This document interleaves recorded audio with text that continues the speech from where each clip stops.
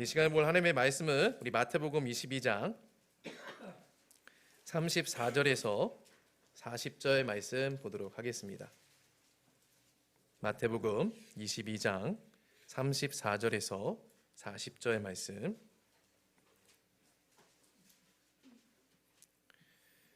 제가 가지고 있는 성경책으로 신약성경 37면이 있습니다. 마태복음 22장 34절에서 40절까지 말씀.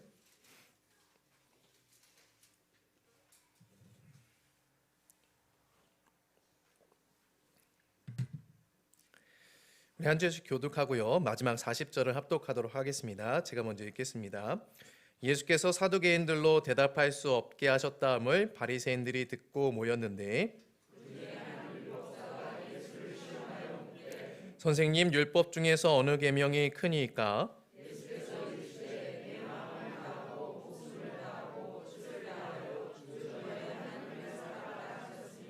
이것이 크고 첫째 되는 계명이요.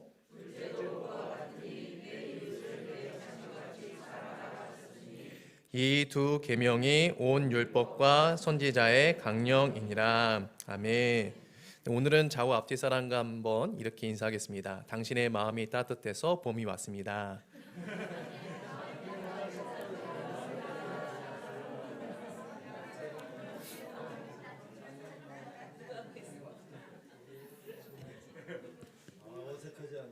네. 여러분, 꽃이 만개했습니다.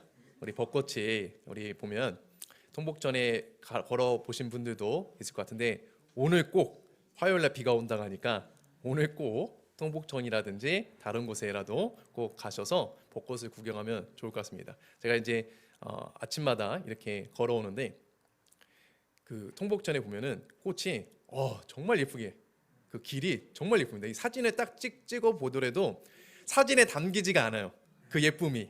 그러니까 여러분들 꼭 이런 날 하나님의 그 창조를 더 기억하시면서 더 꼭 꽃 구경 가면 좋을 것 같습니다. 여러분, 오늘 본문 34절은요 이렇게 말씀합니다. 우리 한번 읽어볼까요? 시작. 예수께서 사두개인들로 대답할 수 없게 하셨다함을 바리새인들이 듣고 모였는데, 이 복음서에 보면요, 구약 성경에 등장하지 않는, 소개되지 않는 어떤 직함을 가진 사람들이 여러 존재하는데요. 바리새인이라든지 사두개인이라든지 열심당원이라든지 또 헤롯당원이라든지 여러 이런 부류들이 등장을 합니다. 이 중에서 바리새인과 이 사두개인을 한번 언급하기를 원하는데요. 이 바리새인과 사두개인들은 누구냐면은 여호와 하나님에 대한 특별한 어떤 구별된 열심을 가진 신앙인이다, 신앙의 부류들이다라고 볼 수가 있습니다. 그러니까 사두개인과 이 바리새인들은 똑같이 여호와 하나님을 또 신앙하는데 제사장들은 아닙니다. 그렇지만 열심, 그러니까 율법에 대한 어떠한 그 열심, 여호와 하나님의 신앙에 대한 열심이 있다 보니까 일반 평민들하고 조금 이렇게 다른 구별된 복장과 또 어떤 부류로 이렇게 존재했는데요. 이들이 추구하는 신앙의 결은 조금 다릅니다. 이 사두개인들은 어떤 신앙을 추구했냐면은 모세오경, 장세기, 출애굽기, 레위기, 민수기, 신명기 요것을 인정을 했는데 장로들의 그 구전 유전을 인정하지는 않았어요. 그리고 이들은 부활이라든지 천사들을 인정하지를 않았습니다. 그리고 이 바리새인들은 구약 성경을 다 인정을 했고, 그 다음에 장로들의 유전도 인정을 했고요. 그리고 부활과 천사도 인정을 했습니다. 그러니까 신앙적인 노선은 조금 다른데 이들이 동일하게 여호와 하나님에 대한 특별한 또 유별난 신앙을 추구했던 자들이었다라고 여러분들이 아시면 좋을 것 같습니다.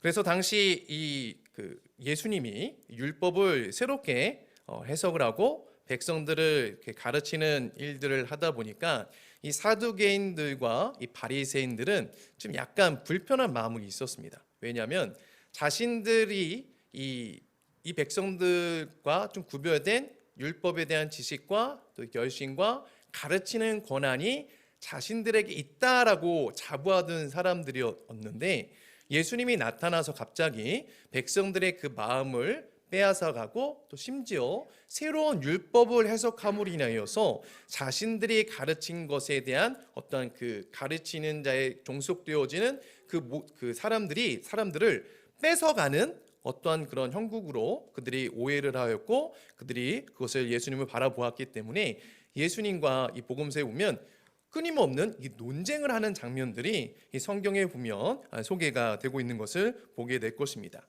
우리가 오늘 읽은 본문에도 보면요, 21장부터 이어져 온 이 논쟁들 가운데 이 네 번째 논쟁에 해당되어지는 게 오늘 우리가 읽은 이 본문의 내용입니다. 이 세 번째에서는 이 사두개인들이 먼저 예수님께 무엇을 가지고 논쟁을 했냐면 부활에 대해서 논쟁을 했습니다. 제가 아까 방금 말씀드렸듯이 사두개인들은 부활을 믿지를 않았다라고 했죠. 그래서 그 예수님이 부활에 대해서 어떤 생각과 어떤 입장과 어떤 가르침을 가지고 있는지에 대해서 그 예수님과 논쟁을 한바탕 딱 붙었는데 누가 이겼을까요? 예수님이 이겼죠. 그래서 굉장한 자존심의 상처를 입었습니다. 그리고 또 그것을 옆에서 지켜보고 있었던 이 바리새인들이 신앙적인 노선은 다르지만 하나 된 공통점이 있었습니다. 그것은 무엇이었냐? 예수님을 공동의 적으로 여겼다라는 것입니다. 즉 가르치는 권한은 사두개인, 바리새인들 자기들이 가지고 있었고 율법의 해석에 대해서는 자신들이 최고다라고 여기고 있었는데 예수님이 나타나서 새로운 율법을 해석을 하니까 사두개인과 바리새인들 모두 다 예수님을 공동의 적으로 여겼던 것이죠. 그래서 오늘 본문에 보면은 바리새인들이 다시 예수님께 논쟁을 했다라고 나와 있는데 그 이유는 사두개인들이 깨진 것을 보고 우리가 지원 사격을 해줘야 되겠다. 이때를 노려서 완전히 저 예수가 정신 차리지 못하도록 우리가 만들어야 되겠다 해서 다시 또 논쟁을 하고자 예수님께 나오는 것으로 오늘 본문은 우리가 이해하면 좋을 것 같습니다. 그런데 이 바리새인들은요, 사두개인들과 좀 다른 방법으로 예수님께 지금 접근하고 있는데요. 오늘 본문 35절에 보면 이렇게 말씀합니다. 우리 한번 읽어볼까요? 시작. 그 중에 한 율법사가 예수를 시험하여 묻되. 여러분, 그 바리새인들은요 율법을 문자적으로 굉장히 열심히 지키는 자들이었습니다. 그래서 굉장히 구별된 모습으로 또 백성들에게 정말 존경을 받는 인물들로서 또 이스라엘 사회에 또 군림하는 종교 사회였기 때문에 그 율법에 대한 열심이 있으면 있을수록 사람들에게 존경을 받을 수 있는 사회였기 때문에 이 바리새인들은 굉장한 이 종교적인 위치, 그 지위를 누리던 사람들이었는데 그 사람들 가운데 그러니까 바리새인들이 정말 율법에 능통한 정말 열심인 자들이었는데 그들 가운데 더 특출난 엘리트, 특출난 엘리트가 누구였냐? 율법사였습니다. 율법사. 오늘 본문에 보면은 한 율법사가 나왔다고 그랬죠. 그러니까 이 바리새인들이 무리를 지어서 갔는데 그 중에서 한 명을 딱 뽑아서 데리고 간 거예요. 그러니까 이 사람이 얼마나 박식하고 얼마나 뛰어난 사람인지 알겠죠. 그러니까 이 사람이 어떠한 말을 하냐에 따라서 예수님은 완전히 박살날 수가 있는 거예요. 그러니까 자기들 중에서 정말 뛰어난 사람을 지금 들이밀었다라고 보면 되는 것입니다. 율법사가 그 예수님께 그 다가간 목적에 대해서 본문은요, 예수를 시험하여 묻되라고 말하고 있어요. 그러니까 율법사를 데려간 그 목적이 예수님의 말의 올무에 걸리게 하려고, 그리고 그 예수님을 논쟁에 끌어들이게 하기 위해서 또 자신들의 그 논리로 예수님이 가르치는 그 율법의 해석이 잘못된 것을 드러내기 위해서 지금 이들은 예수님께 접근하였고 율법사가 예수님께 묻고 있다라고 보면 되는 것입니다. 이 율법사의 이러한 행동은요, 이 당시 종교 지도자들이 말씀을 대하는 자세가 어떠했는지를 보여주는데요. 이들에게 말씀은요, 이 논쟁이나 정죄를 위한 도구에 불과했습니다. 이 하나님의 말씀으로 일반 사람들을 바르게 지도하고 하나님과의 관계를 회복하는 이 용도로 말씀을 사용한 것이 아니라 실생활과 또는 신앙의 증진과는 전혀 상관이 없는 지적 유의로만 이 율법, 하나님의 말씀을 그들은 사용을 했다라는 것을 우리는 이 본문을 통해서 발견할 수가 있습니다.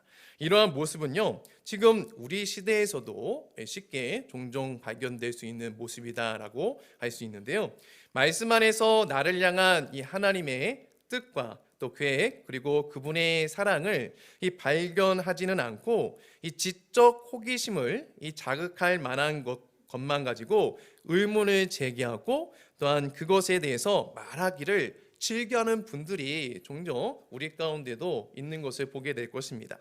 가장 흔한 예로 이런 어떤 지적 유의, 또 즐거움을 위해서 이 말씀을 어떠한 그 말장난이라든지 어떠한 그런 논쟁의 요지로 사용하는 사람들이 가장 흔하게 가장 이렇게 거론하는 그런 논쟁의 제목은 이 삼위일체에 관련된 그 논쟁이죠. 이미 몇백 년 전에 이 삼위일체에 대한 논쟁은 교회사에서 이미 다 정리가 되어졌고, 정리되어진 것을 우리가 또 가르침을 받고 있는데, 어떻게 이 삼위로 계신 하나님이 한 분으로 계시냐라고 얘기를 합니다. 근데 이게 일체라는 말이 하나다라고 하는 의미 아니라 동등하다라는 의미거든요.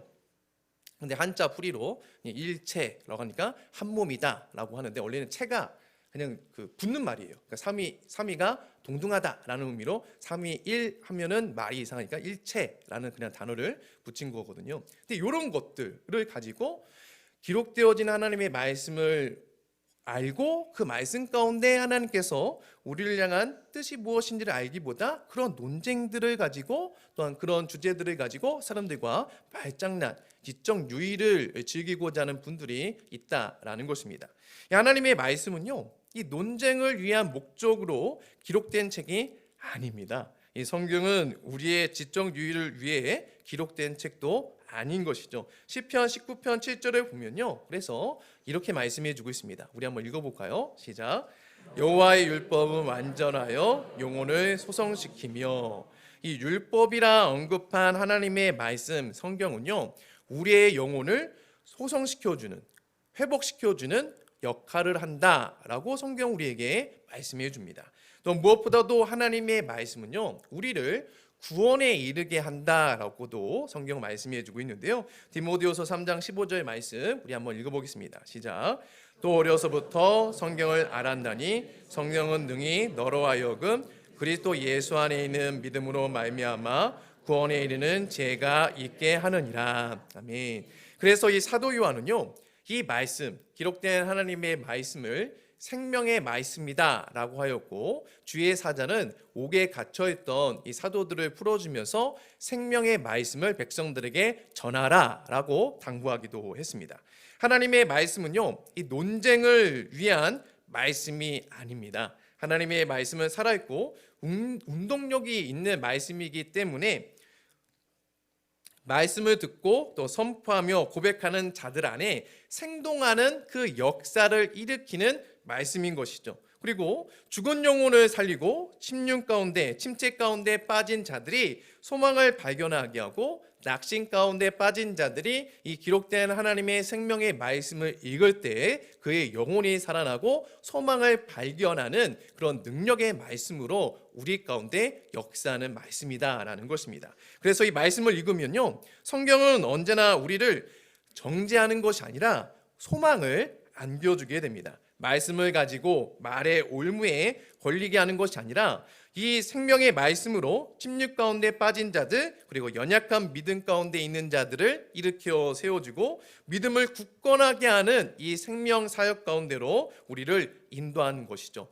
생명의 말씀은요, 나를 살리고 또 내 자녀를 살리고 내 옆 사람을 살리고 내 가정을 살리고 이 사회를 살릴 수 있는 능력의 말씀인 것입니다. 바라기는 우리에게 주어진 이 말씀이 나에게뿐만 아니라 우리 내 옆 사람에게도 타인에게도 생명의 말씀으로 역사하는 도구로 사용하는 저와 여러분이 되기를 바랍니다. 예수님을 시험하여서 이 해를 가하고자 한 이 율법사는요, 예수님께 36절에 이렇게 질문을 하기 시작합니다. 우리 한번 읽어볼까요? 시작.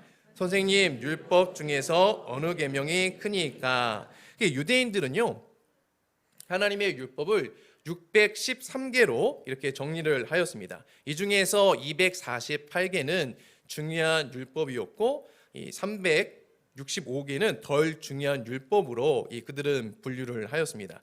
이렇게 분류한 이유는 그들도 이 613개나 되는 율법 조항들을 지킬 수 없다라는 것을 그들도 알고 있었던 것이죠. 그래서 중요한 율법, 꼭 지켜야 되는 율법과 덜 중요한 율법, 좀 간과해도 되는 율법으로 그들이 이렇게 분류를 한 것입니다.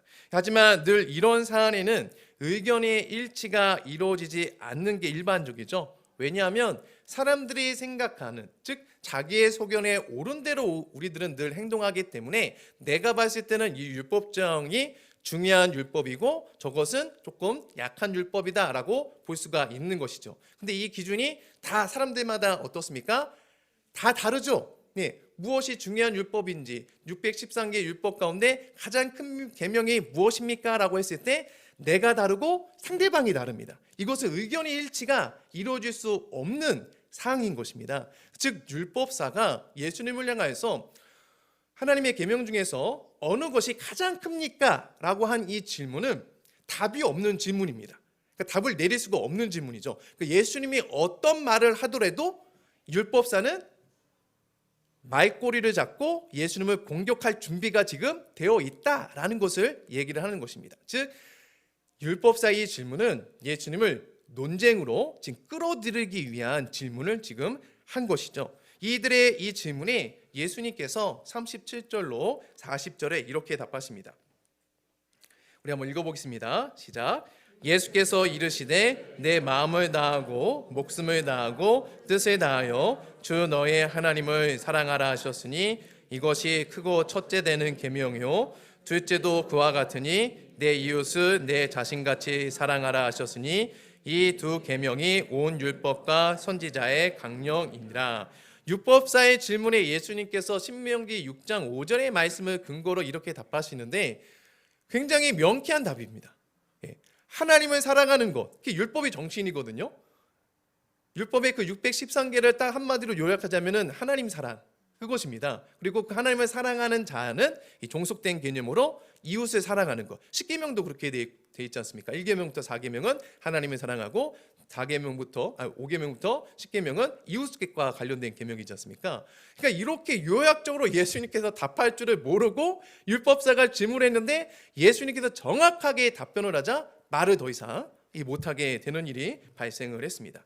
여러분, 예수님께서 우리에게 알려주신 이 613개의 율법 조항 우리가 다 지킬 수 없죠. 그런데 지킬 수 있도록 예수님께서 요약 정리를 완벽하게 해주셨습니다. 그 요약 정리 가운데 첫 번째가 무엇입니까? 하나님을 사랑하라. 어떻게 해요? 내 마음과 뜻과 힘을 다하여 주 너희의 하나님을 사랑하라 라고 말씀해 주고 있습니다. 여러분, 하나님을 어떻게 사랑할까요?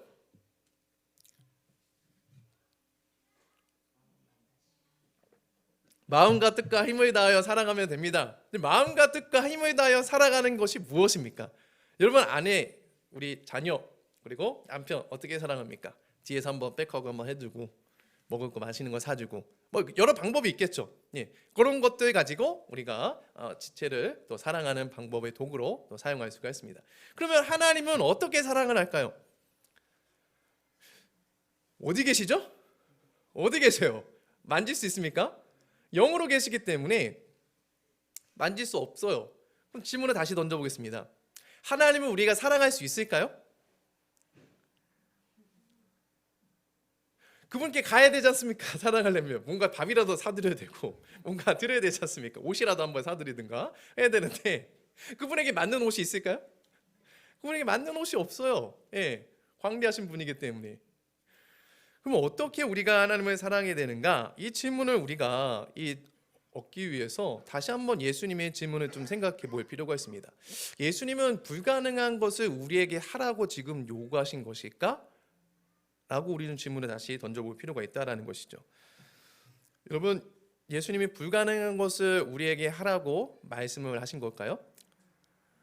바리새인과 사두개인들과 같이 지킬 수 없는 율법을 가르쳐 주므로 인해서 우리들의 어깨의 짐을 더 가중시키기 위해서 이 말씀을 하신 것은 아닐 것이죠. 할 수 있기 때문에 예수님은 이렇게 말씀하신 것입니다.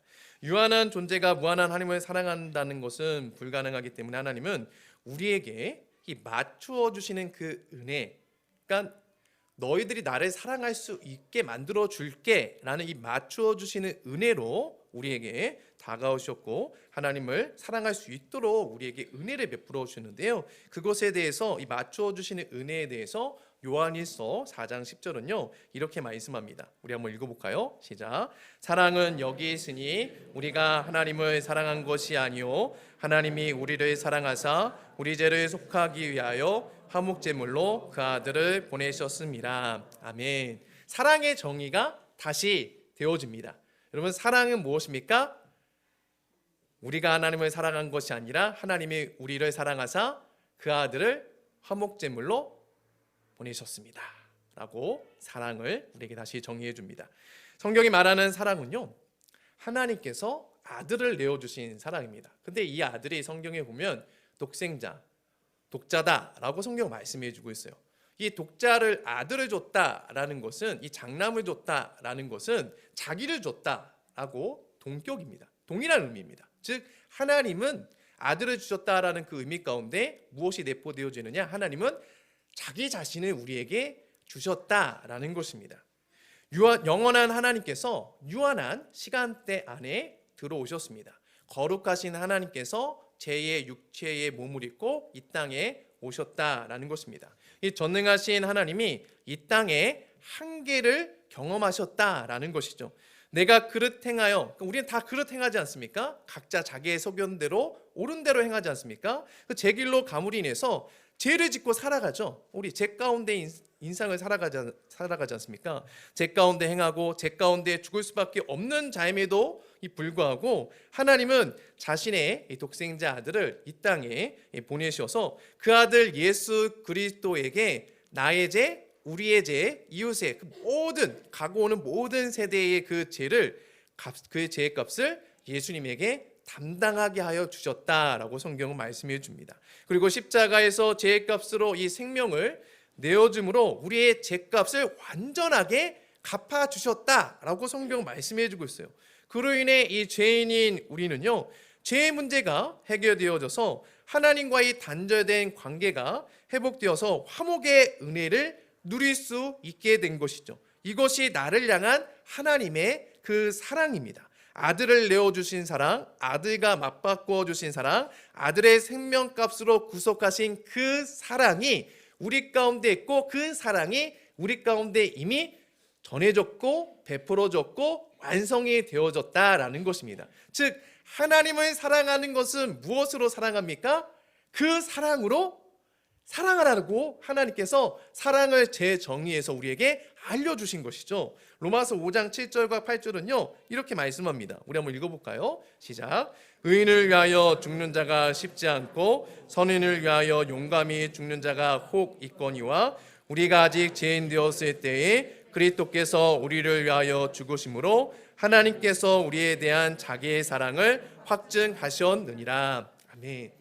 그러니까 우리가 하나님을 볼 수가 없고 우리가 하나님을 사랑할 수 없으니까 우리가 가지고 있는 그 사랑의 방법, 사랑의 개념으로는 우리가 그 영이신 하나님, 전능하신 하나님, 광대하신 하나님을 사랑할 수 없으니까 하나님께서 사랑의 방법을, 너희들이 나를 사랑하는 방법 내가 알려줄게 라고 아들을 보내서 화목제물로 주시는 그 사랑으로 우리를 먼저 사랑해 주셨다라는 거예요. 그러니까 그 예수를 믿을 때 그 예수의 사랑으로 우리는 누구를 사랑할 수 있습니까? 하나님을 사랑할 수가 있는 거예요. 그 예수는 믿음이 하나님의 사랑이야 라고 우리에게 말씀해 주는 것이죠.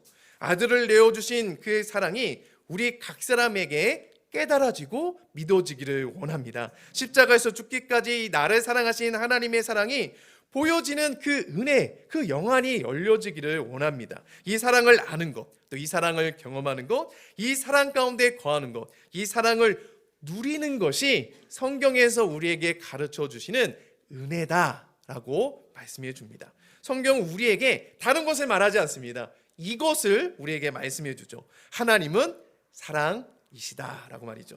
그릇된 사랑, 거짓된 사랑, 고장난 사랑이 아니라는 것입니다. 그 어디서도 볼 수 없는 참 사랑을 하나님께서 먼저 우리에게 보여주셨고 그 사랑으로 자기를 사랑해달라고 말씀해 줍니다. 이 사랑이 저와 여러분을 살립니다. 이 사랑이 우리를 강하게 합니다. 이 사랑이 우리를 회복시켜 줍니다. 이 사랑이 우리를 치유하죠. 그래서 예수님께서는 요한복음 15장 5절에서 6절에 보면 이렇게 말씀하셨습니다. 우리 한번 읽어볼까요? 시작. 나는 포도나무요 너희는 가지라. 그가 내 안에 내가 그 안에 거하면 사람이 열매를 많이 맺나니 나를 떠나서는 너희가 아무것도 할 수 없습니다. 사람이 내 안에 거하지 아니하면 가지처럼 밖에 버려져 마르나니 사람들이 그것을 모아다가 불에 던져 사르느니라. 하나님의 사랑 안에 믿음으로 우리가 거할 때 뭘 맺게 됩니까? 열매를 맺게 된다는 거예요. 하나님께서 내려주시는 그 영안의 모든 영적인 모든 축복의 그 열매, 그 사랑의 은혜 가운데 평강과 기쁨과 감사의 그 능력의 열매를 우리가 맺게 된다는 것이죠. 그런데 우리가 믿음 안에 거하지 못하게 되면 그 예수님의 그 사랑으로 우리가 하나님을 사랑하지 못하면 그 예수님의 사랑을 우리가 마음으로 믿지 못하면 우리가 어떠한 존재로 떨어지게 된다라고 말씀해 주고 있습니까? 밖에 버려져 사람들에게 밟히는 존재, 비참한 인생, 아무것도 알지 못하는 그런 비참한 인생 가운데 떨어지게 된다라고 말씀해 주고 있습니다. 그래서 예수님은 우리로 하여금 늘 어디 안에 거하라 라고 말씀해 주고 있습니까? 나의 안에 거하라. 믿음으로 예수님 안에 거하라. 그러하였을 때 그 하나님의 사랑으로 너희가 풍성해지게 될 것이고 그 하나님을 사랑하는 존재로 거듭날 것이다 라고 우리에게 말씀해 주고 있는 것입니다. 하나님이 먼저 이 사랑을 우리에게 베풀어 주었기에 우리는 하나님을 사랑할 수 있는 존재가 되는 것이죠. 그러면 하나님을 사랑하는 것을 구체적으로 우리가 어떻게 보여지는 것으로 우리가 이 땅 가운데 드러낼 수 있을까요? 오늘 본문에 보면은 하나님을 사랑함과 같이 누구를 사랑하라라고 말씀해주고 있습니까? 내 이웃을 내 자신과 같이 사랑하라. 네, 하나님을 내가 사랑한다라고 고백하고 하나님을 내가 그분의 사랑 가운데 거한다라고 하는 그런 증명의 역할로 우리 가운데 무엇이 나타난다고요? 이웃을 사랑함으로 나타난다라는 것입니다.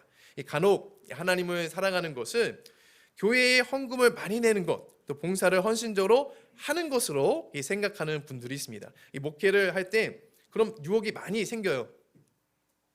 어느 정도 이제 여러분들이 이제 저에게 적응이 되어지고 저에게 적용이 딱 이렇게 말의 영향력이 이제 생기게 될 때, 아직은 제가 초창기다 보니까 말에 권위가 없잖아요. 여러분들이 제 말을 듣지도 않고 권위가 없거든요. 이렇게 하자고 하지도 않고 뭐 이렇게 그런 경우도 있지 않습니까? 여러분들이 저 그렇게 아니에요. 그냥 웃자고 하는 얘기입니다. 그냥 본심은 조금 있어요. 어쨌든 권위가 없잖아요. 근데 그런 어느 정도 권위에 이르렀을 때 이 목회를 할 때 이런 유혹이 생긴다라는 거예요. 어떤 유혹이 생기냐? 헌금을 많이 하셔야 주님이 더욱더 주님을 사랑하는 모습이고 당신이 가지고 있는 그 믿음을 이렇게 보여줄 수 있는 증거물로 헌금이 보여준다라고 이렇게 강요를 할 수 있다라는 것이죠. 그리고 봉사도 마찬가지라는 것입니다. 근데 이렇게 할 때 이 목사님의 말에 또 순종적이고 목사님의 말에 인이 박힌, 우리가 음식에도 인이 박히면 어렸을 때 인이 박히면 커서도 그 음식을 찾게 되잖아요.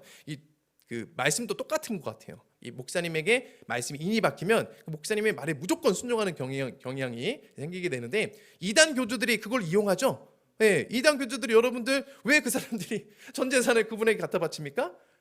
인이 박힌 거예요. 그 거짓된 가르침에. 그리고 또 목사님들의 말이 다 헌금을 강요하고 봉사를 강요하는 게 거짓된 가르침이 아니라는 거예요. 근데 그런 것들을 우리가 조심해야 된다라는 것이죠. 이웃을 사랑하는 것, 하나님을 사랑하는 것이 그런 식으로 표현이 될 수는 없다라는 거예요. 그러니까 성경에서 우리에게 말씀해 주는 건 뭐냐면은 하나님을 사랑하는 것이 헌금을 많이 내오는 것으로 표현되어지는 것도 아니고 봉사를 많이 하는 것으로도 그것이 대체될 수가 없다라는 것입니다. 그런데 성경은 하나님을 사랑하는 것을 무엇보다도 이웃을 사랑하는 것으로는 표현을 낼 수가 있다라고 성경은 우리에게 결론적으로 말씀해 주고 있다라는 것이죠. 지체를 사랑하는 것이 우리가 거듭난 자임을 드러내는 수단이다라고 성경은 말씀해 주고 있습니다. 요한일서 이 4장 20절에서 21절을 보면 그래서 하나님 이웃을 사랑하는 것에 대해서 우리에게 이렇게 강조를 해줍니다. 우리 한번 읽어볼까요? 시작. 누구든지 하나님을 사랑하노라 하고 그 형제를 미워하면 이는 거짓말하는 자니 보는 바 그 형제를 사랑하지 아니하는 자는 보지 못하는 바 하나님을 사랑할 수 없느니라. 우리가 이 계명을 주께 받았나니 하나님을 사랑하는 자는 또한 그 형제를 사랑할지니라. 네, 아주 극단적으로 얘기를 하죠. 하나님을 사랑하노라 하고 그 형제를 미워하면 뭐하는 자다?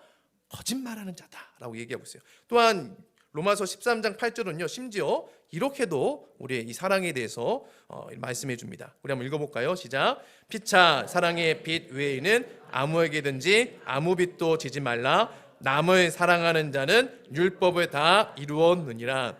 율법이 몇 가지라고 제가 아까 말씀드렸죠? 613가지라고 했죠? 근데 613가지 중에서도 중요한 율법, 그렇지 않은 율법으로 나눠서 중요한 율법만 주로 지키게끔 할 정도로 율법을 지키는 게 어렵다라고 했는데, 사랑을 하면 무엇을 다 이뤘다라고 말해주고 있습니까? 율법을 다 이뤘다라고 말씀해주고 있습니다. 613가의 어떤 조항을 다 일일이 지키지 않아도 이웃을 사랑하면 율법을 다 지킨 것이다 라고, 남을 사랑하는 자는 율법을 지킨 것이다 라고 말씀해주고 있어요. 그래서 사랑장이라고 하는 성경을 보면은 믿음, 소망, 사랑, 이 세 가지는 항상 있을 것인데 그 중에 제일은 뭐다? 사랑이라 라고 말씀해주고 있는 것이죠. 하나님을 사랑하면요, 지체를 사랑할 때 열매를 맺게 됩니다. 청년부 사역을 할 때 이 공동체 생활을 함에 있어서 어려움을 호소하는 한 청년이 저에게 이렇게 얘기를 상담을 했습니다. 목사님, 저는 하나님은 정말 좋거든요. 말씀을 읽는 것도 정말 좋고 큐티를 하는 것도 정말 좋습니다. 그런데 우리 청년부 안에서, 특히 우리 목장 안에서 이 지체와 함께 목장을 꾸리고 나눔을 하고 그 사람과 신앙생활하는 것이 너무 힘들어요. 저를 목장을 옮겨주시든지 아니면 그냥 저 예배만 그냥 드리고 신앙생활하면 안 되겠습니까? 라고 질문을 했습니다. 제가 뭐라고 답을 했을까요?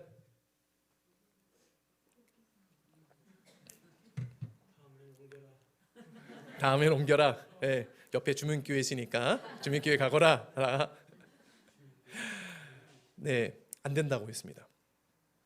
여러분, 그 가나안 성도들이 누군지는 아시죠? 가나안 성도는 안 나가, 교회를 안 나가는 사람들을 이 가나안 성도들이라고 하는데, 가나안 성도들이 그 교회를 나온 이유가 여러 가지가 있습니다. 뭐 교회의 재정 사양이 뭐 불투명하다, 목사님이 또 말을 너무 막 한다, 목사님이 뭐 못생겼다, 뭐 또 근데 우리 교회는 다 해당 사항이 없어요. 목사님도 잘생겼고 목사님이 말을 막 하진 않고. 또 그들 가운데 또 하나가 뭐였냐면은 교회 안에서 싸움이 많이 일어나서 옆에 있는 지체들하고 신앙생활하는 것이 어렵다라고 해서 교회를 이제 나오는 사람들이 많이 있는데, 여러분, 사람이 모인 곳에는요 문제가 다 있을 수밖에 없어요. 사람의 성향이 다 다르기 때문에 다 부딪힙니다. 문제가 다 생길 수밖에 없습니다. 다 각자 자기 소견에 옳은 대로 생각하고 행동하고 말하기 때문에, 저도 여기 강단에서는 제가 되도록이면 공적인 자리이기 때문에 공적인 말을 하지만 이 조심스럽게 말을 조금 단어를 또 순화시켜서 하려고 하지만, 일상생활에서 저를 봤을 때 저도 말하는 게 다 어떤 중심으로 얘기를 할까요? 제 기준으로, 자기중심적으로 얘기할 수밖에 없습니다. 근데 모든 사람이 다 그렇습니다. 그런데 이 관계 문제로 이 교회를 떠나는 사람들은 그래도 교회 안에서만큼은 그러지 않아야 되지 않습니까? 라고 얘기를 하고 주장을 합니다. 그런데 저는 또 그런 분들에게 또 이렇게 말할 수 있습니다. 아니요 라고 말이죠. 교회는요, 죄송하지만 완전한 사람들이 모여 있는 곳이 아닙니다. 그리고 여기서는 이 불교에서처럼 어떤 고행을 통해서 내 죄를 이렇게 다스리거나 또 열심을 통해서 내가 완전한 사람이 되어줄 수 있다, 열반의 경지에 이를 수 있다, 부처가 될 수 있다라고 가르치는 자리가 아닙니다. 그러니까 내가 아무리 말씀을 많이 듣고 성경 공부 많이 해도 내가 예수는 되지 않습니다. 그러니까 그것이 내가 예수가 되는 게 아니에요. 어떻게 예수가 됩니까? 믿음으로 되죠. 믿음으로 되는 거예요. 뭐 무당들과 같이 굿해가지고 신을 접신해서 내가 예수가 됩니까? 성령님이 임하시는 게 접신입니까? 약간 그렇게 생각하시는 분들도 있는 것 같은데 그게 아니거든요. 우리가 예수를 믿음으로 이미 완전한 존재예요. 그런데 아직은 아닙니다. 우리가 하나님의 백성으로 거듭난 자녀로 그 하나님의 자녀라는 그 신분의 상승, 한순간의 수직 상승으로 신분의 상승으로 하나님의 자녀가 되었지만 아직은 그 자녀됨의 완전함을 이 땅에서는 우리가 살아낼 능력이 없습니다. 그래서 매 순간 믿음이 필요한 거예요. 그래서 이 자리에 오면은 간혹가다 거룩한 그 성도님들이 이 자리에 모여 있어라고 생각해서 조심스럽게 저분은 어떻게 저렇게 아름다울까라고 생각하는 분들이 있는데 그러지 않습니다. 그 내면에 다 썩어 빠진 그런 제대 오무들이 한가득 있어요. 조금만 휘저으면 그게 나와요. 예. 근데 그게 사람들과 관계를 맺을 때 그게 나오는 것이죠. 그래서 에베소서 2장 22절에 보면요, 이 땅의 성도에 대해서 우리에게 뭐라고 말씀해 주냐면은 우리 한번 읽어볼까요? 시작. 너희도 성령 안에서 하나님과 거룩가 되기 위하여 그리스도 예수 안에서 함께 지어져 가느니라. 자, 그리스도 예수 안에서 함께 지어졌다라고 말해주고 있나요? 아니에요. 진행용으로 말씀해주고 있어요. 그리스도 예수 안에서 함께 지어져 가느니라라고 말씀해주고 있습니다. 우리는요 다 지어져 가는 존재들이에요. 완전한 존재는 이 자리에 앉아 있는 분들 가운데 한 사람도 없습니다. 목사님, 저분은요 새벽 기도 때 1시간씩 기도하는데요, 1시간씩 방언 기도하는데요. 어제 청소를 하는데 우리 고은숙 장로님이 아유 또 사건 터졌네 하시면서 저에게 한 뉴스를 보여주는데, 한 교회에서 장로님이 성도들한테 돈을 껐는데 한 30억을 껐대요. 그 교회 성도들 돈도 많아. 어떻게 30억을 껐는지 모르겠어. 근데 이분이 원래 주유소도 하고 뭐 이렇게 여러 이 사업을 하셨나 봐요. 그러니까 좀 자금력이 될 것 같으니까 이분이 돈을 이분에게 돈을 빌려줘도 갚을 수 있다 생각하고 돈을 빌려줬나 봐요. 근데 이분이 잠적한 거예요. 잠수를 탄 거죠. 근데 이분이 새벽 기도 때 1시간씩 기도했대요. 여러분, 1시간씩 기도해도요 죄인은 죄인입니다. 이 땅에서 완전한 존재는 없어요. 그러니까 겉모습을 보고 사람을 절대로 판단을 하면 안 되는 거예요. 여러분, 교회는요 그래서 내 믿음을 성장시키고 진단하는 곳이 되어지는 곳입니다. 그러니까 저 목사님이라면 내가 신앙생활을 할 수 있어. 그 목사님 때문에 여러분 신앙을 떠날 수가 있어요. 목사님도 완전한 존재가 아닙니다. 내가 하나님을 얼마나 사랑하는지는 이 공동체 안에서요 내가 점검을 받을 수가 있다라는 거예요. 물론 공동체에서 지체들과 잘 어울리지 못하고 말에 잘 섞지 못한다고 해서 그분에게 구원받는 믿음이 없을까요? 그건 아닙니다. 그건 아니에요. 예. 성향상 내성적인, 저도 굉장히 내성적이고 내향적인 성향이기 때문에 앞에서 말하는 것 자체를 굉장히 두려워합니다. 그리고 사람들과 원래 관계를 잘 맺지 않는 성향인데 어떻게 하다 보니까 이 자리에 있었게 됐고, 어떻게 하다 보니까 주님이 이런 분이 셨기 때문에 제가 이제 관계를 맺고 여러분들과 이렇게 말을 하는데, 그러지 못하는 분들이 천성적으로 계셔요. 예. 근데 그분들이 구원받은 믿음이 없다라고 말하는 것은 아니라는 거예요. 요지는 내가 하나님을 사랑한다는 것을, 이 지체를 사랑한다라는 것으로 그거를 가늠을 할 수 있다, 비춰볼 수 있다라는 것입니다. 성향도 다르고 기질도 다른 존재를 사랑한다는 것은 절대 쉽지가 않죠. 내 안에 있는 나라는 이 우상의 기준을 제거하고 하나님을 사랑하는 그 사랑으로 지체를 사랑한다라는 것은 매 순간 매 분초마다 나를 십자가에 못 박아 죽어야 됩니다. 왜냐하면 내 안에 늘 뭐가 나오기 때문에 내가 나오잖아요. 내 기준, 내 생각의 오름이 늘 매 순간마다 나오지 않습니까? 근데 그것을 매 순간마다 그 죄에 대해서 나를 기준으로 살아갈 수밖에 없는 그 나의 죄에 대해서 누가 죽었기 때문에, 예수님이 죽으셨기 때문에 그것을 믿음으로 취할 때 내가 그 죄에서 죽고 예수님으로 내가 다시 부활하는 그런 삶을 살아낼 수가 있다라는 것이죠. 여러분, 하나님이 우리를 사랑하실 때도 고난이 있었을까요? 고난이 없었을까요? 고난이 있었죠. 하나님이 우리를 사랑하심도요 십자가 고난이 있었다라는 사실을 여러분들 기억하시기를 바랍니다. 하나님이 십자가에서 고통받으셔야만 한 것은요 그분의 존재로부터 흘러넘치는 사랑 때문에 고난을 받으신 것이죠. 그리고 그 고난으로 우리를 사랑하신 것입니다. 우리는 이 사랑으로 지체를 사랑합니다.